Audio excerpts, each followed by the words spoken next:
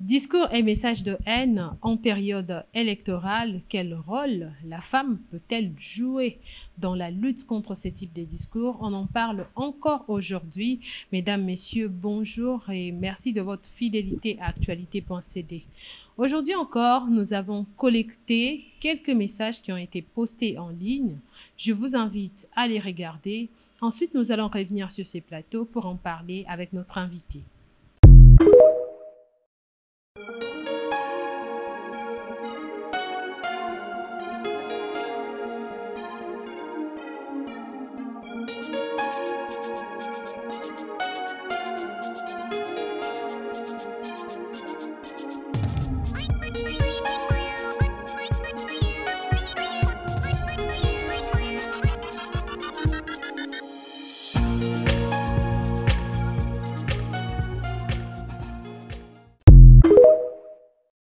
Voilà, de retour sur ce plateau pour discuter justement avec notre invité. Bonjour madame. Bonjour madame Prisca.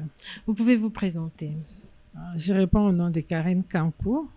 Je suis psychologue du travail et des formations, mais aussi, pour être brève, coordonnatrice nationale de la dynamique nationale des femmes candidates, DINAFEC en sigle.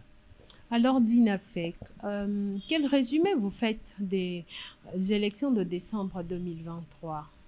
Comment se sont déroulées les élections de votre côté? Avec les femmes candidates, bien sûr. Bien sûr, notre souhait, surtout pour la DINAFEC, j'aimerais rester focus, c'était d'accroître la participation des femmes de manière significative à ces processus. Bon, mais nous avons quand même constaté une avancée timide. Elle peut être très timide, très lente. Nous avons salué. Au niveau d'abord des candidates sur les listes, ce qui n'était pas aussi surprenant qu'on ait aussi une proportion pas trop élevée, mais quand même différente de celle de 2018 des femmes élues. Pour prendre l'exemple de l'Assemblée nationale. Ok. Et puisqu'aujourd'hui, nous parlons des discours et messages de haine en période électorale, nous voudrions savoir, est-ce que vous, en tant que coordinatrice de la DINAFEC, vous avez reçu des plaintes des candidates par rapport à ces discours-là pendant leur descente, pendant toute cette période des élections organisées justement en décembre 2023? Oui, nous avons reçu des plaintes, on peut le dire, durant toute la période électorale, quoique ça continue encore jusqu'à maintenant. Même déjà au niveau de l'enrôlement, il y a eu des femmes qui ont été victimes de violences, voire même des électrices qui soutenaient des candidates. Au niveau des couples, parce que ça n'arrangeait pas un conjoint, c'est allé trop loin jusqu'aux violences physiques et aussi des violences psychologiques aussi, des menaces. Durant toute cette période, même pendant la période électorale proprement dite, le jour du vote aussi, et pendant la campagne électorale aussi. Et on s'était très bien organisé au niveau de la DINAFEC. On avait mis une cellule en place qui était dirigée par notre chargé du social, accompagné de l'équipe des juristes de notre commission juridique au sein de la DINAFEC pour recueillir ces plaintes. Parce que, et aussi voir comment les partager, surtout avec les médias, pour que les femmes puissent bien mener leur campagne électorale. Parce qu'il y a eu parmi nous, celles qui n'étaient pas candidates, c'est à elles qu'on avait donné cette mission, de suivre des violences, d'être vraiment à l'écoute et pouvoir suivre ces femmes pour qu'elles puissent bien mener leur campagne électorale. Est-ce que vous pensez qu'il y a eu des actions de la part des autorités congolaises pour mettre la main sur ceux qui étaient auteurs, je veux dire, de ce type de discours, des messages à l'égard des candidates? En fait, là, nous revenons même aux différentes parties prenantes du processus électoral. L'État congolais aussi, mais il y a aussi tous ces partenaires qui accompagnent cette période. Moi, nous avons vu, par exemple, au niveau de la CENI, personnellement, j'ai été aussi victime de violences parce que j'étais candidate à Ngandajika pour la deuxième fois. J'ai vu le chef d'antenne de la CENI, une fois qu'il apprenait aussi ce genre de violence, il pouvait passer dans les médias, dénoncer, encourager la population pour une culture de paix pendant cette période. Donc, encourager tous les acteurs, que ce soit les électeurs, les candidats eux-mêmes, pour que chacun contribue à ce qu'on ait cette campagne de paix, cette campagne électorale dans un climat apaisé. La CENI a joué son rôle aussi, les médias aussi, pourquoi pas. Mais il faut reconnaître que la RDC, avec tous les défis logistiques, cette couverture n'est pas faite de la même manière partout. Oui, il y a à certains endroits, vous vous demandez s'il y a toute cette organisation pour pouvoir lutter contre ces violences. Et ailleurs aussi, bon, Kinshasa, c'est beaucoup de caméras ou dans des milieux urbains, mais quand on commence à aller dans le Congo profond, on a toujours déploré cela. On laisse libre cours et certains messages, surtout à l'endroit des femmes, où d'abord, on ne croit pas qu'une femme peut se présenter, on lui donne plus les rôles d'être à la maison dans des tâches domestiques. Donc, c'est un autre défi qu'on doit toujours continuer à relever. Puisque là, vous parlez déjà des perspectives, de ce qu'il faut faire, justement. Est-ce que la femme elle-même, elle a aussi un rôle à jouer en tant qu'actrice? Elle est candidate, bien sûr, elle a reçu des menaces, elle a reçu ses discours, ses messages de haine, mais est-ce qu'elle a aussi un rôle à jouer lorsqu'elle va sur terrain? Comment elle peut combattre ce type de discours? Parce que les élections, les sénatoriales arrivent, les élections des gouverneurs arrivent également. Tout à fait. Nous, d'ailleurs, Tinafec, nous continuons. On peut vous dire que même pendant cette période, on avait toute une cellule, une rotation même des femmes qui étaient dans les médias pour sensibiliser à la culture de paix. Pendant la période surtout de la campagne électorale, nous avons mené cette mission-là, mais je peux vous dire que la femme est actrice de paix par naissance. Hein. Elle joue toujours ses rôles, qu'elle soit candidate ou qu'elle ne le soit pas. Ça, c'est vraiment un atout pour la femme.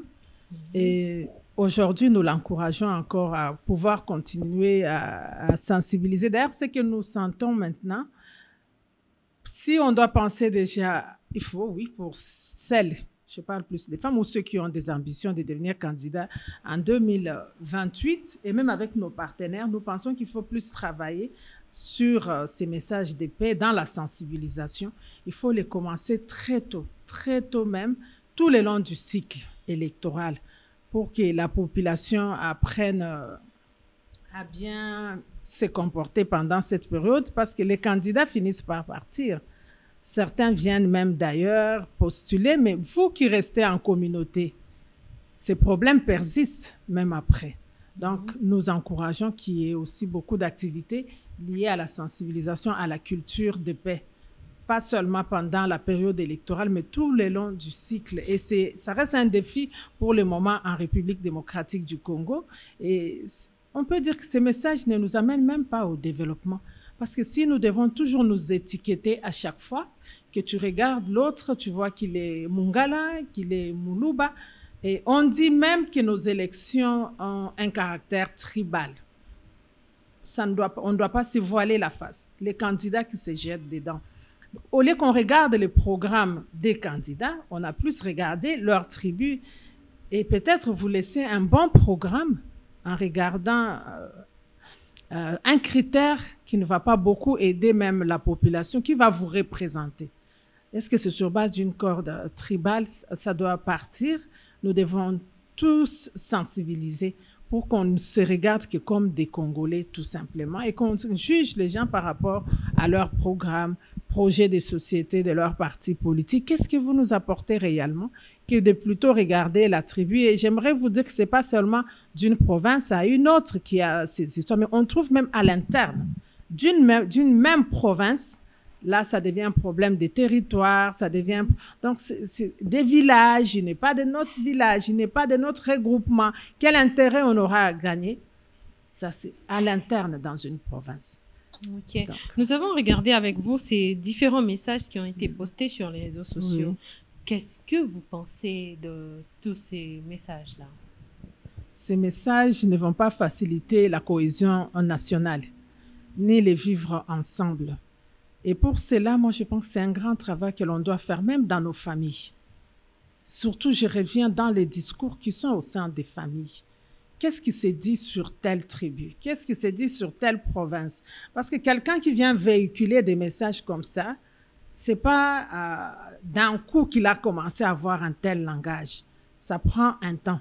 Il est dans un tel environnement où il entend souvent de tels discours. Et il y a un qui dit même, je les aime pas, je n'aime pas les gens de cette tribu-là. Il préférerait un chien, il préférerait... Mais comment il en arrive là? C'est tout un processus. Comment il arrive à intérioriser un tel message? Donc, aujourd'hui, moi, j'interpelle encore bien plus nos leaders communautaires aussi, surtout. Ils ont un grand rôle à jouer et qu'ils puissent travailler souvent aussi entre eux, des activités même... des partages d'expériences que nous saluons, que nos leaders communautaires, les leaders d'opinion, qui ne négligent pas leur rôle au sein de notre nation aussi. Mais nous devons, moi je pense que maintenant, on peut arriver même à sanctionner, c'est mieux. C'est mieux, ce sont des violences numériques, on a même la loi sur la cybercriminalité. Il faut arriver à sanctionner ce genre de comportement pour que ça ne se répète plus. Parce que c'est vrai, on sensibilise et nous encourageons, mais quand il y a des comportements qui exposent même les autres à cette imitation-là, il faut sanctionner pour question d'exemplarité. Il faut sanctionner pour question d'exemplarité. Ça sera à la fin de cette édition. Est-ce que vous avez un message particulier à adresser aux Congolais? C'est que nous souhaitons pour le moment, d'abord, nous faisons face à cette guerre injuste qui nous a imposée à l'Est. Nous devrions mettre nos différends de côté, être animés d'un esprit de cohésion et bannir tous ces messages de haine, parce que c'est de la distraction. Même si l'ennemi que nous pointons du doigt, surtout les Rwandais, mais nous aussi à l'interne, nous avons des questions à nous poser. Quel est notre rôle que nous jouons? Pourquoi c'est si fragile que la menace externe s'impose chez nous? Nous avons aussi à l'interne des questions à nous poser et des réponses à donner. Et cela ne sera facile que lorsqu'il y a ce climat de cohésion nationale, l'unité, nous bannissons un peu nos clivages politiques parce que l'intérêt du pays, de manière générale, est en danger. Donc, c'est ces messages de paix, et plus particulièrement pour la femme. Il y a toujours les femmes, à côté même de certains de nos frères qui sont impliqués directement. Le Rwanda qui menace, qui est là et qui trouble. Parce qu'il faut le dire aujourd'hui, cette guerre à l'Est, c'est notre guerre à tous. Notre budget en dépend et en souffre. Nous ne serons pas à l'aise économiquement. Est-ce que vous savez combien on investit pour qu'on amène des armes et autres choses sur terrain? Ce n'est pas facile. Donc, c'est toute la RDC qui en souffre, que ce soit aussi non loin de Kinshasa, Kwamut, dans la province de Mai-Ndombe, nous attirons toujours l'attention. Et même dans certains coins de la RDC où on n'en parle pas. Il y a des communautés, même on a vu avant les élections, qui se sont combattues aussi. Nous voulons la paix partout pour que nous puissions vaincre et que réellement, on puisse travailler pour l'amélioration du social du peuple congolais. Merci beaucoup, Madame Karine. C'est moi qui vous remercie. Alors, merci à vous aussi qui avez suivi cette édition de l'émission que vous propose depuis un moment Actualité.cd sur la lutte contre les discours et messages de haine en période électorale. On se retrouve prochainement avec une nouvelle invitée. Merci beaucoup.